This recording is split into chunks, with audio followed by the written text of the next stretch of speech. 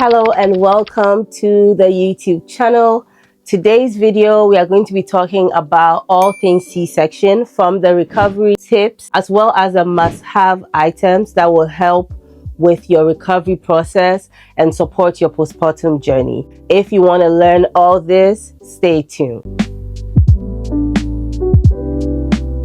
So before we get started, I just want to say that a C-section is not the easy way out. You're not a failure. You've not let your child down because you're not having a natural birth. Remember that your body carried life, and if this is the safest way or the option you decided to go with to bring life into this world, that's okay. My story is that with my first, I had to go for an emergency C-section, which was very much unplanned. It really made my postpartum journey a hard one because it wasn't something that I wanted, and society has said a lot of things about it. It felt like a disappointment. My very first C-section, it wasn't the best experience because I wasn't ready and I felt a lot of shame. And then I found out with my second C-section that I didn't have an option due to a complication with the first one. 2 C-sections so far, and I'm currently scheduled for my third C-section, which I hope will end up being on the date it's scheduled for. My second C-section ended up becoming an emergency C-section because my child came out earlier than scheduled. With those 2 experiences, I wanted to give you tips that will help you heal well throughout your C-section recovery. The first tip is to move slowly and very intentionally. Avoid lifting anything that is heavier than your baby, especially in the first couple days or weeks.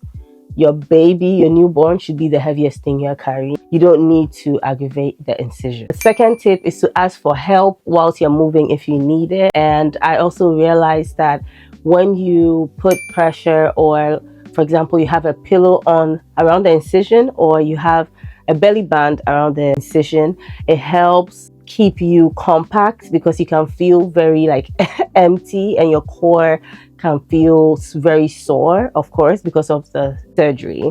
So making sure you're wearing the band, or you have a pillow on the incision if you had to, let's say, cough or laugh or sneeze, it really does help with that. And I also want to remind you that it's okay to mourn and grieve the postpartum or the birth you thought you have. This is new to you too. It's your first time being a mom to the child that you had.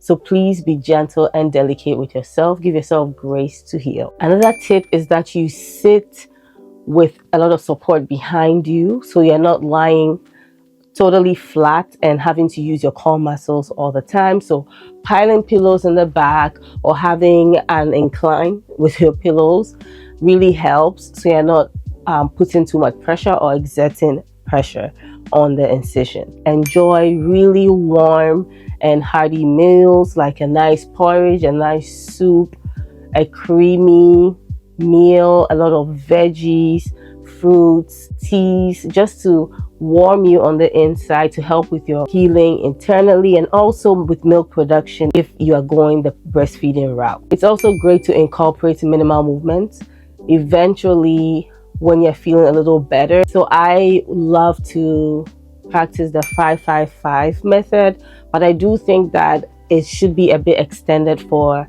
C-section moms. So 5-5-5 means 5 days in the bed, 5 days around the bed, 5 days around the house. So 5 days in the bed, obviously that means you are resting in bed and you're only moving, I guess, maybe to use the washroom. You're not doing much outside of the bed. 5 days around the bed, it's like you can be in a rocking chair, like in the room.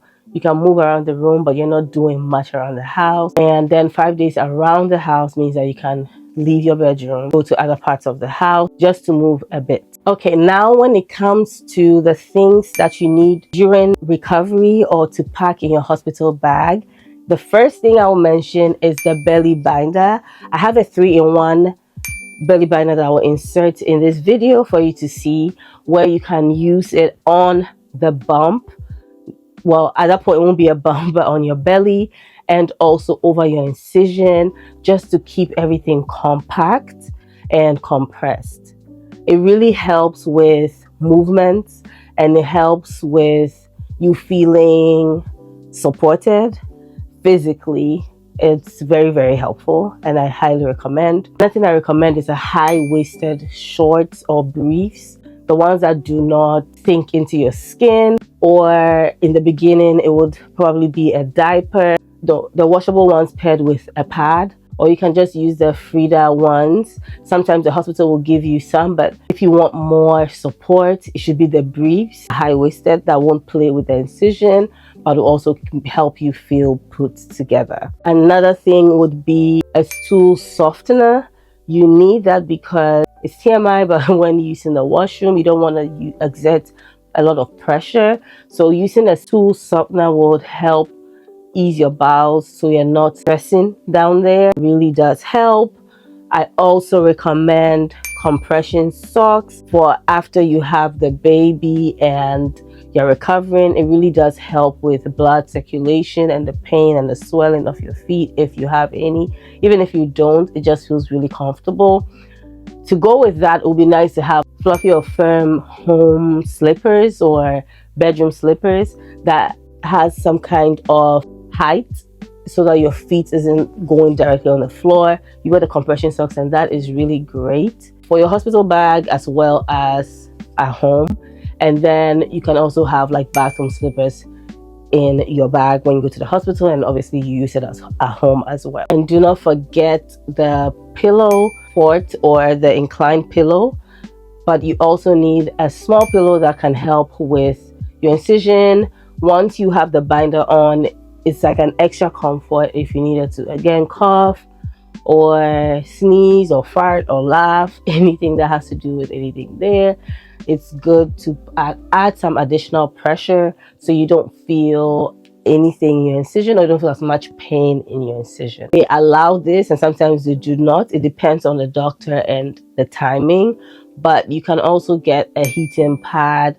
I know Frida Mom's C-section kit has something you can use for that incision, so you can use that as well, just to keep it warm, and it brings a bit of comfort, so it's nice to have.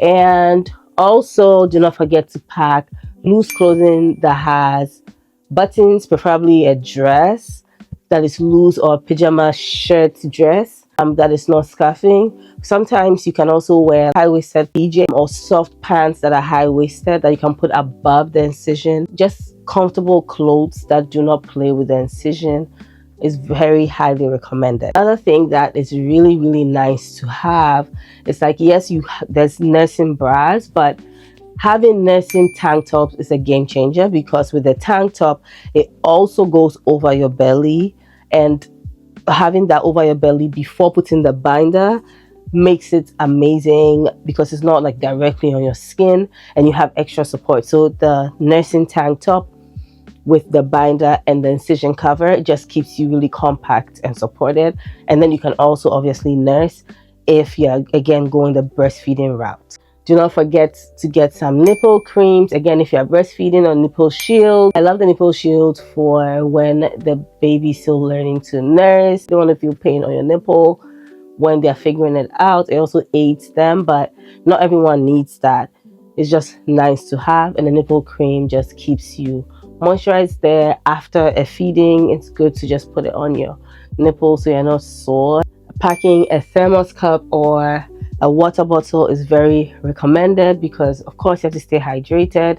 Again, it helps all around to have you flush down and have enough liquid, but at the same time, it's also great if you are a nursing mom. And lastly, I think this part, it's a given, but having toiletries that support your wellness and gives you some kind of comfort and self-care, like your lip balms and your toothpaste and under eye care. Something that is not talked about a lot is postnatal vitamins, because I find that hormones after having babies is all over the place. That's a great thing to have, just to supplement the nutrients that you've lost and just to replenish your vitamin, balance your hormones. Another thing is also teas, herbal teas, but the lactation ones is really great. Again, if you're nursing, as well as the cookies. And also, it's nice to have a step stool for when you're coming off the bed during the early days of recovery. That's in case you have a high bed and it requires like a dip when you're coming down. It would be nice to have some kind of support before you get onto the floor. There are other things you can add to the list to make your hospital stay for postpartum even nicer, like headphones, book lights. That's just a great addition. For the purpose of this video, these are things during postpartum that have helped with my recovery, that have brought comfort and has made the process a bit more enjoyable and easier to navigate. If you need a list of all this and a guide for your C-section recovery, or how to prep for your postpartum, or before you even go into the surgery, anything C-section related, there'll be a guide linked below which you get to have and to prep adequately and not have to remember all this or rewatch the video. So you can check that link below. If there's any additional tips that you have that has helped your C-section recovery, please share it below. If you have any questions, you can leave it below and we can keep this conversation going and chat about it. So for an almost 3 times C-section mom at the time of this video, thank you so much for watching. Hope that you enjoyed it. Share it with someone that you know might need this information. I hope you take care and I'll see you in the next one.